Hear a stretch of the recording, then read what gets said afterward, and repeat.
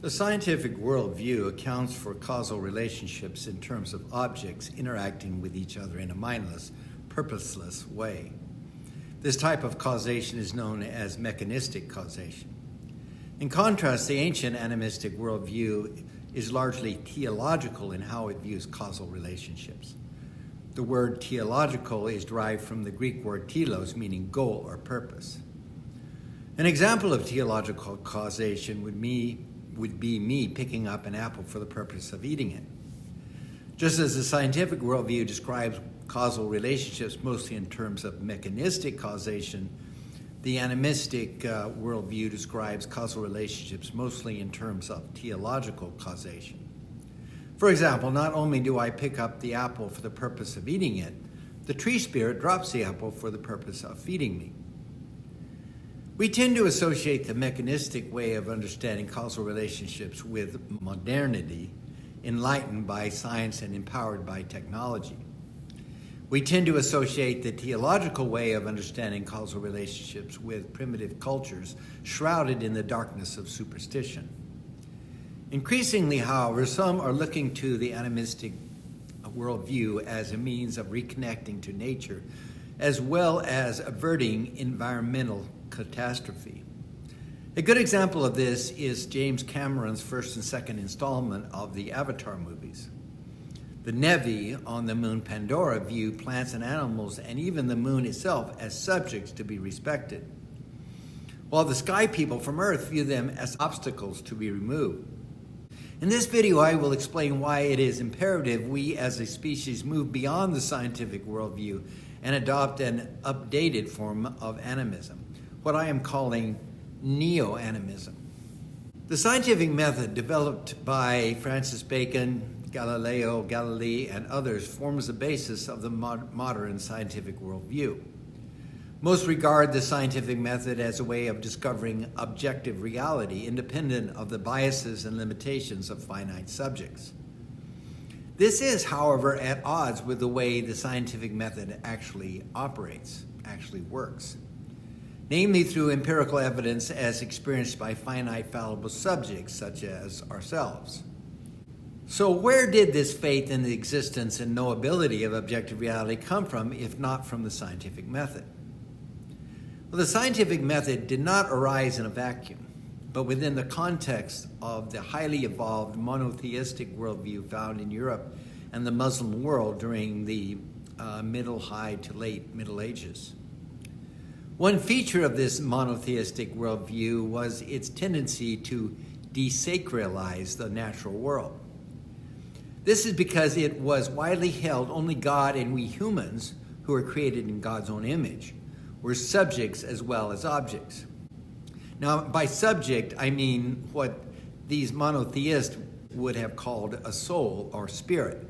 But they all refer to a sense of selfhood or I-ness, me-ness, of an experiencing subject.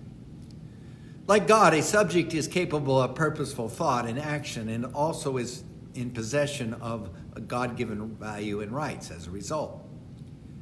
Feminists use the term objectify to describe how men view a woman in terms of her constituent parts, as, for example, legs, breasts, etc., rather than a subject possessing her own feelings, agency, and rights. In contrast, to subjectify a tree is to view it not just as an object to be cut up into lumber, but as a subject possessing its own intrinsic value, feelings, and unique perspective on reality. The rise of monotheism suppressed the once reigning animism of the ancient world by condemning any attempt to subjectify anything but humans and God as tantamount to worshiping it. For example, to view a tree as being a subject rather than just an object was, if not to worship it, just one step away from doing so. The scientific method pressed this process of desacralization further, where any and all things were, at least in principle, treated exclusively as objects to be examined and exploited, and ignored as subjects to be respected in their own right. The impetus behind this shift away from the theological and toward mechanistic causation was also driven by practical consideration. For example, it is much easier to test and measure mechanistic causation than the unseen intentions of sentient beings. In many instances, mechanistic causation also proved to be describable and predictable in purely mathematical terms through equations. Mathematics thereby imparted to the hard sciences a near godlike omniscience in describing and predicting physical systems. This inspired the hope among many of describing and predicting not just physical systems, but all phenomena in terms of mechanistic causation. Like light and dark or good and evil, the concepts of subject and object have a dualistic or binary relationship. Animism acknowledges this dualistic relationship by viewing most every object also as a subject.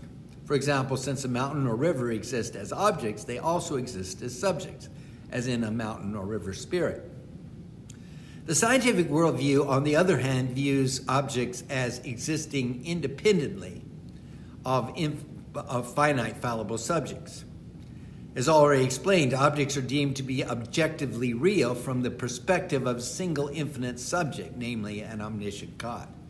But how can this be given many who employ the scientific method and believe in objective reality are agnostics or outright atheists?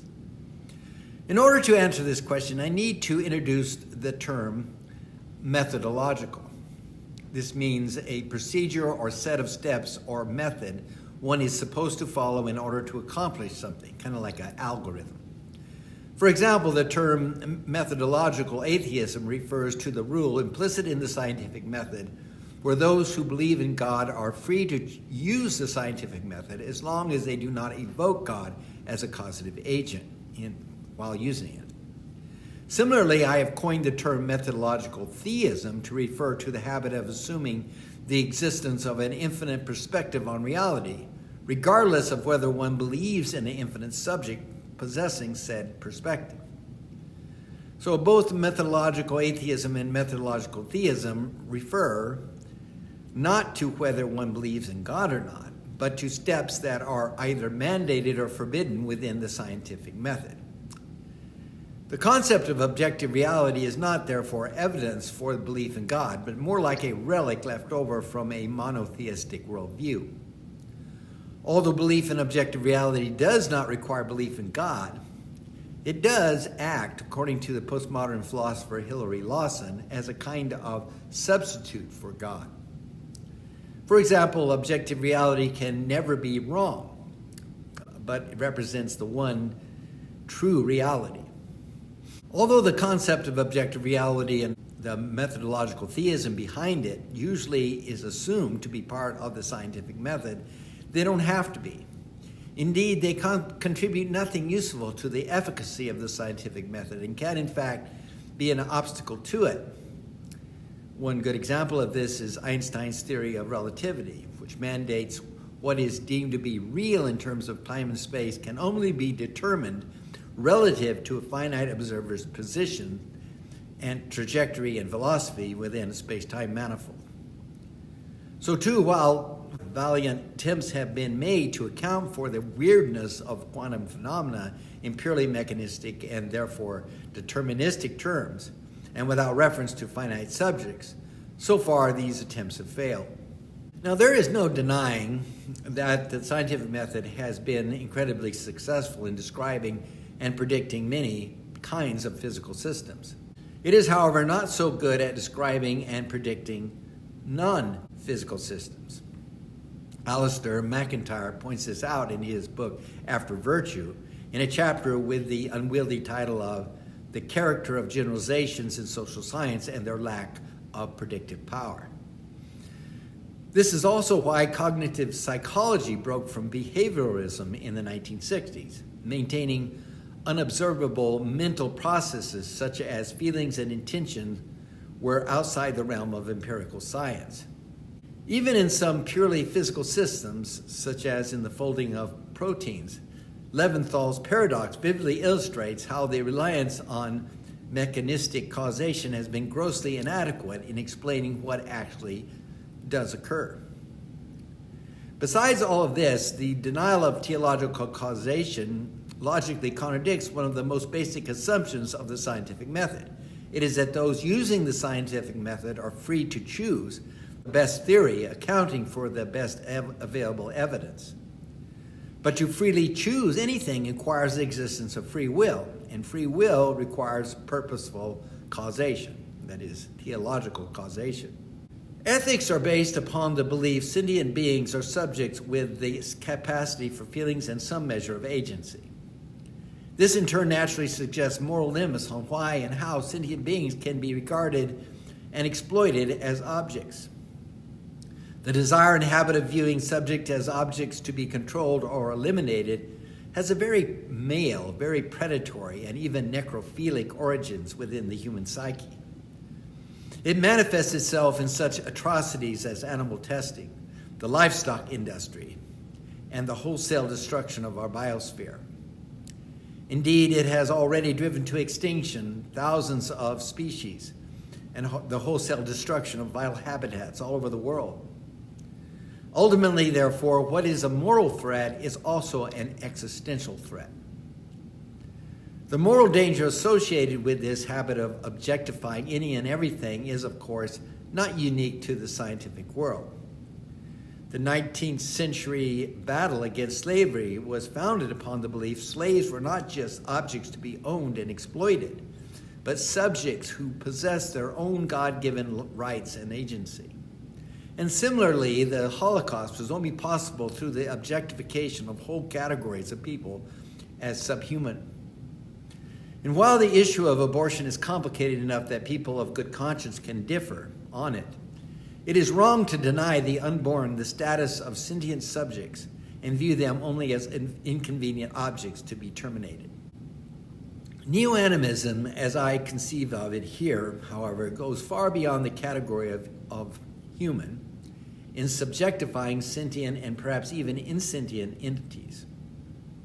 There are respectable philosophies, most notably the process philosophy of Alfred North Whitehead, where the very fabric of reality is described as the interaction between subjects and objects. In addition, panpsychism, or the claim some rudimentary form of subjectivity is resident even within the most elementary particles, is becoming more and more in vogue within contemporary philosophy. Given the general ignorance and indifference toward philosophy among the general public, however, I do not see philosophy as a way of promoting a paradigm shift away from mechanistic to an animistic worldview, at least not sufficient motivation. Instead, nothing less universal and powerful than religion itself will be sufficient to cause such a shift in the popular imagination.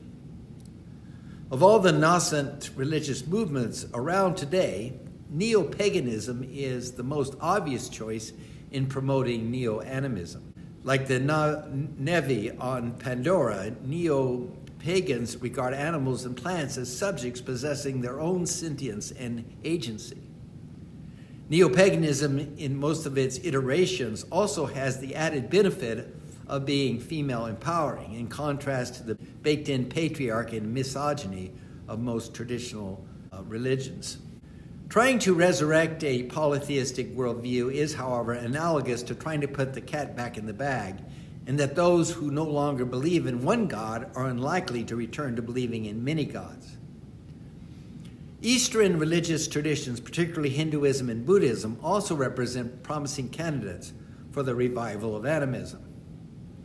The concept of reincarnation within both Hinduism and Buddhism include animals as well as humans as vehicles of the soul's journey.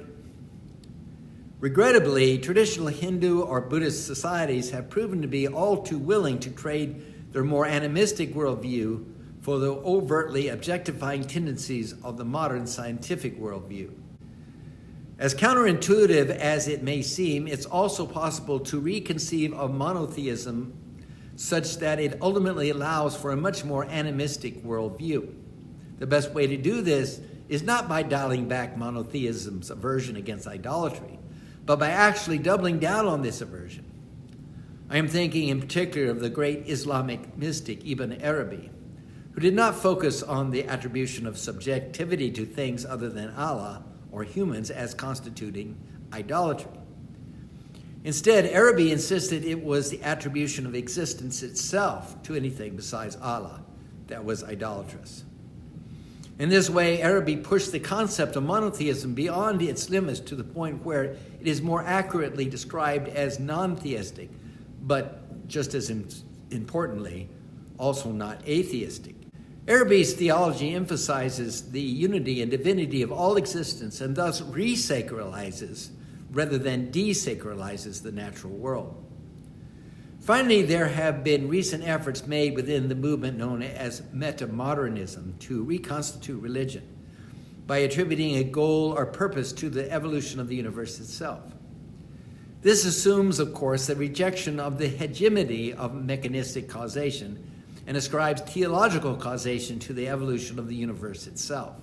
These suggestions on how to return to an animistic worldview are not mutually exclusive. Indeed, these and other approaches may all be necessary in order for a sea change to occur away from the knee-jerk habit of objectifying any and everything towards a tender and mindful intentionality of subjectifying sentient entities and perhaps in some instances even insentient entities such as the Earth or Gaia itself. If we wish to continue to thrive and even survive as a biosphere and also as a species, we may well be past the point where choosing not to make this shift is even an option. Thank you, and may the Great Spirit bless you.